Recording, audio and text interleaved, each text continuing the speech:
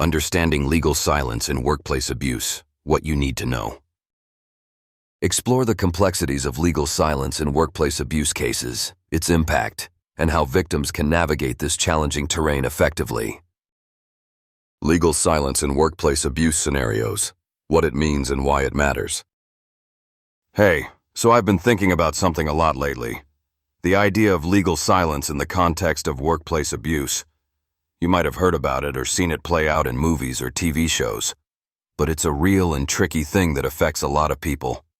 And honestly, it's way more complex than just keeping quiet. So, I wanted to share some thoughts with you that might clarify what legal silence is, why it happens, and what it means if you or someone you know is stuck in that position. First off, what exactly do I mean by legal silence? In workplace abuse situations, whether it's harassment, bullying, discrimination, or any kind of toxic behavior, there are often unspoken rules or fears that keep victims or witnesses from speaking up. But legal silence goes beyond just personal hesitation. It can actually be created or enforced by legal mechanisms like non-disclosure agreements, NDAs, or settlements. These are contracts people might feel pressured to sign that basically say, you can't tell anyone about what happened. Think about a scenario where an employee reports harassment to HR. Sometimes, instead of addressing the problem and ensuring a safe workplace, the company might offer a settlement to the employee with an NDA attached. The employee might agree because they need the money or fear losing their job. But now, legally, they're silenced from sharing their experience publicly or even talking about it with coworkers. Why is that a big deal? Well, for one, it can protect the abuser and harmful company culture from being exposed. If nobody can talk about these issues, change becomes nearly impossible. Plus, it adds an extra layer of stress and isolation for the victim, because they can't even reach out to friends or peers for support without risking legal trouble. Now, in some cases, legal silence also ties into what I like to call the gray area of workplace abuse.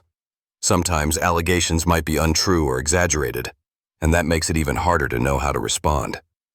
But companies know this and sometimes use NDAs or other legal tools not just to protect genuine victims, but also to cover up mistakes or incidents they don't want handled publicly. There's even this strange intersection where government conspiracy-style situations come into play, like if a larger cover-up is being kept under wraps, though that's more rare and often speculative. And it's not just about keeping quiet. It also shapes the way abuse is reported, investigated, or ignored. For example, when someone is forced into legal silence, it can skew the public's understanding of how common workplace abuse really is. Companies can lean on pharmaceutical profits-style motivations, that is, the drive for maximum advantage, whether financial or reputational, to manage their risks by silencing employees. That's why legal silence can sometimes feel like a weapon used against victims, rather than protection. So, what can someone do if they find themselves in a situation where legal silence is an issue? A few things come to mind. Know your rights. It's crucial to understand what legal documents you're signing. Always read NDAs carefully and don't hesitate to consult a lawyer before agreeing.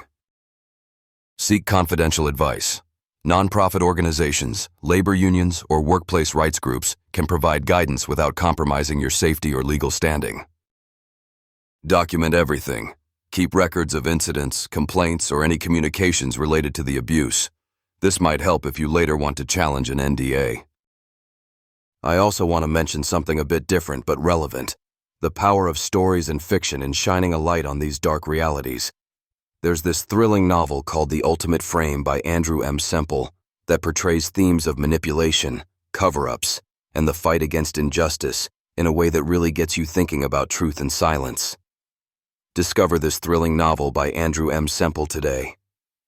It's an engaging read, and it helps you understand how these dynamics play out in a more dramatic fictional context that's easy for anyone to connect with. At the end of the day, legal silence isn't just about keeping secrets.